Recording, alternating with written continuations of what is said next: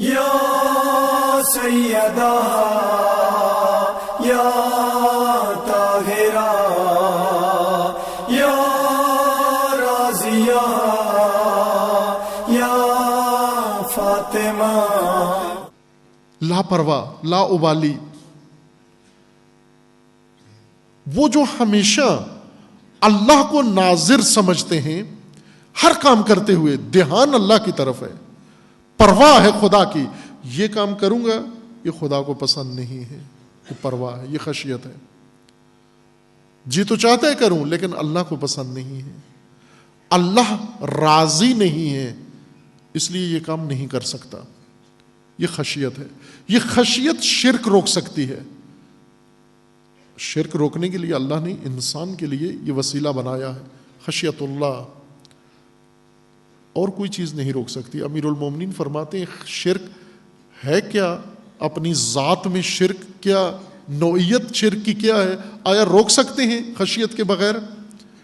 امیر المومنین فرماتے ہیں کہ شرک اس طرح ہے جس طرح چونٹی صاف شفاف پتھر سے، جیسے ٹائل لگی ہوئی ہو، ماربل لگا ہوا ہو، پالش کیا ہوا، اور اس کے اوپر سے چونٹی گزر جائے،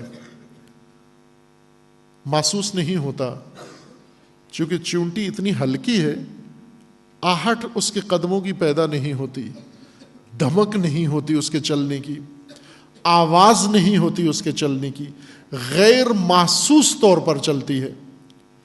آپ بیٹھے ہوئے ہیں آپ کے سامنے یا آپ کی پشت سے، اور اتنی ہلکی ہے کہ اگر پتھر پہ گرد و غبار بھی پڑا ہوا ہو اپنے قدموں کے نشان نہیں چھوڑ کے جاتی، بغیر نام و نشان کے غیر محسوس طور پر گزر جاتی ہے.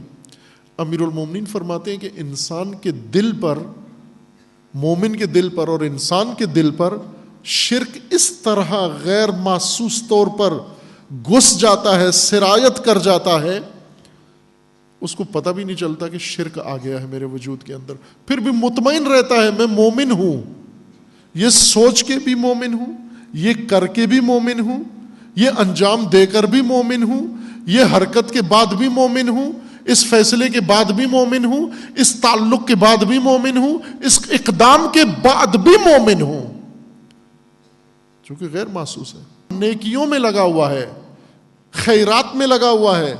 خیال رکھے ایک حرکت اگر شرک آلود انجام دے دی گئی، شرک اس کیڑے کی طرح ہے، زہریلے کی طرح، جو جانور کے اندر جا کر اس کی جان لے لیتا ہے.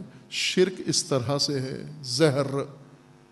اگر انسان کے اس اتنی بڑی نیکیوں میں ایک منہ برابر، بال برابر شرک چلا گیا، یہ شرک وہاں جا کر ایسے نہیں بیٹھا رہے گا. شرک مؤثر ہے، تاثیر ہے، شرک عامل ہے، شرک فوری اثر کرتا ہے، ہر کیمیکل سے زیادہ، ہر زہر سے زیادہ. اندر جاتے ہی کیا کرتا ہے؟ حبط الاعمال، وہ ساری نیکیاں گئیں. اور حبط اعمال یعنی حبط شخصیت انسان، وہ جو بنایا ہوا تھا بھرم، وہ جو نیک انسان بنے ہوئے تھے تم، وہ گئی ساری شخصیت، نابود کر دی. اس زہر نے سب کچھ نابود کر دیا ہے. اور خداوند تعالیٰ کا فرمان ہے کہ اتنے لاپرواہ کیوں ہو، مومن ہونے کے بعد بھی شرک. شرک کی نسبت ہم حساس کیوں نہیں؟ ایک تو شرک کی تباہی کا اندازہ نہیں ہمیں. شرک کو قومیت کی طرح سمجھتے ہیں، ذات کی طرح سمجھتے ہیں.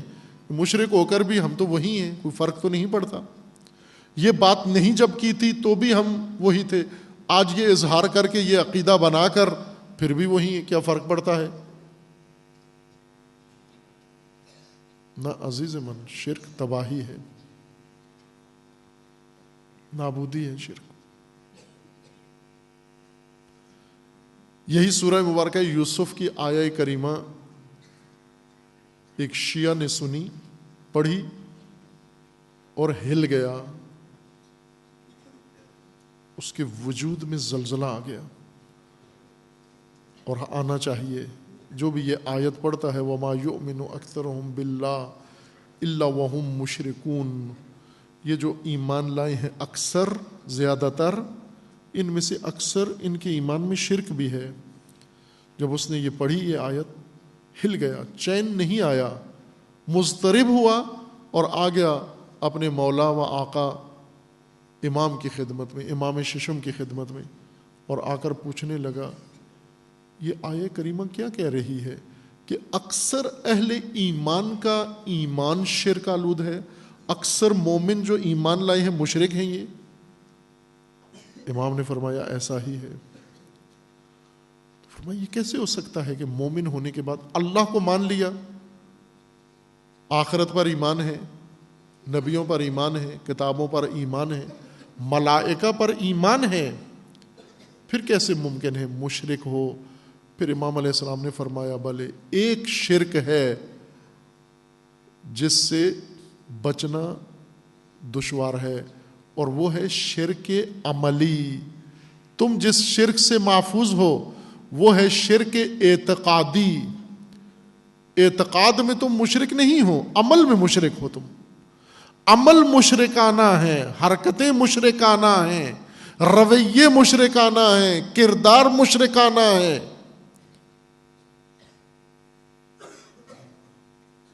نشاندہی فرمائی، کیا یہ کام نہیں کرتے؟ کہا کرتا ہوں، دوسرے بھی کرتے ہیں، اسی کو شرک کہتے ہیں۔ اگر یہ کام کر رہے ہو تو یہی شرک ہے۔ عرض کروں گا وہ کیا کام ہے۔ شرک عملی جو زیادہ مومنوں کے شخصیت و وجود کے اندر گھس جاتا ہے۔ شرک اعتقادی کافروں کے کافروں کی بیماری ہے، منافقین کی بیماری ہے، لیکن شرک عملی یہ مومنوں کی بیماری ہے زیادہ تر۔ جناب سیدہ فلسفہ دین بیان فرما رہی ہیں، تمہیں پتہ ہے ایمان کیا چیز ہے؟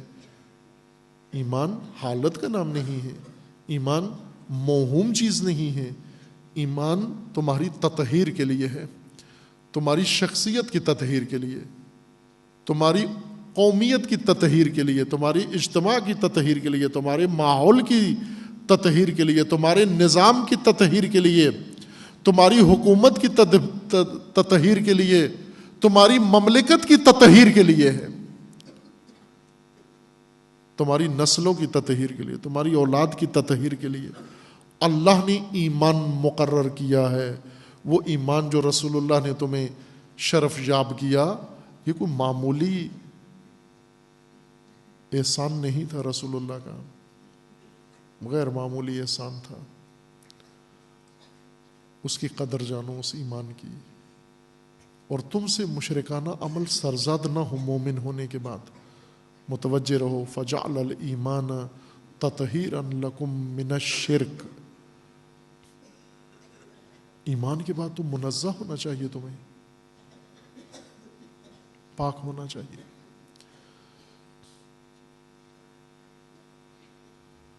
حساس ہو جائیں عزیز من، فوق العادہ حساس ہو جائیں شرک کے اوپر۔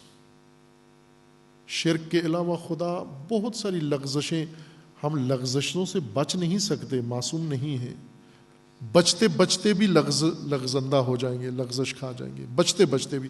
اس وقت ہوتا ہے نا کیچڑ میں جب آپ گرنے سے بچ رہے ہوتے اسی وقت گر جاتے ہو، پھسلن ہوتی ہے جہاں پر، بچتے بچتے بھی گر جاتا ہے آدمی۔ وہ بھی اسی طرح ہے زندگی میں، ہم بہت بچیں پھر بھی گر جائیں گے، کہیں نہ کہیں لغزش ہو جائے گی۔ خدا کریم ہے، معاف کر دے گا اگر شرک نہ ہوا بیچ میں،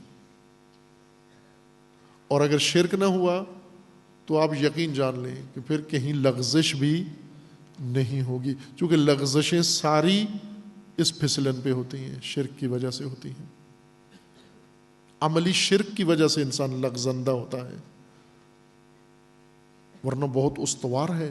جس طرح کیچڑ میں درخت پھسلتا نہیں ہے، اب کتنا کیچڑ، اگا ہوا درخت ہے، بڑا کیچڑ ہو، بارش ہو، باران ہو، آندھی ہو، طوفان ہو، جو کچھ بھی ہو، درخت گرتا نہیں ہے۔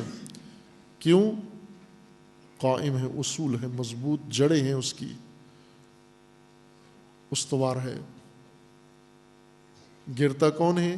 جو زمین کے اوپر ہو، جوتا پاؤں زمین کے اوپر ہو، اور زمین جب پھسلنی ہو جاتی ہے، لغزندہ ہو جاتی ہے، پھر انسان پھسل جاتا ہے اس سے.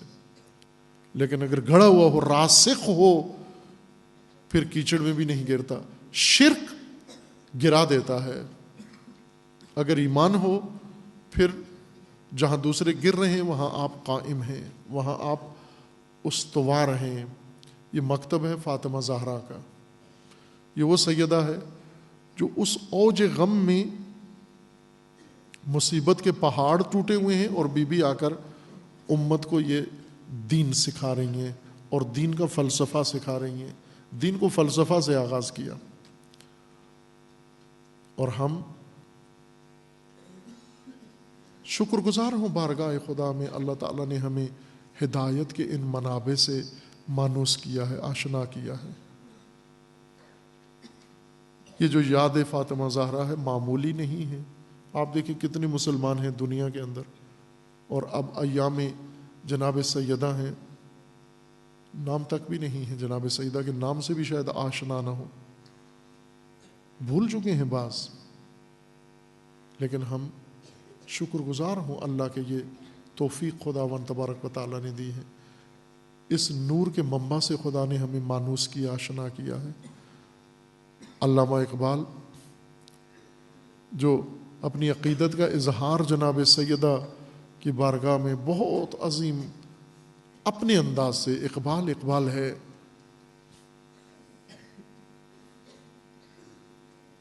فرمایا کہ اگر پاس شریعت محمدی نہ ہوتا، پاس شریعت پیغمبر نہ ہوتا، رکاوٹ نہ ہوتی، تو میں تمام عمر جناب سیدہ کی تربت پہ سجدے کرتا رہتا، طواف کرتا رہتا. حق بنتا ہے ایسے کرے انسان. اقبال بالغ انسان ہے. اقبال وہ عقیدتی انسان نہیں ہماری طرح پیدائشی طور پر جو محبت وراثت میں ملی ہو.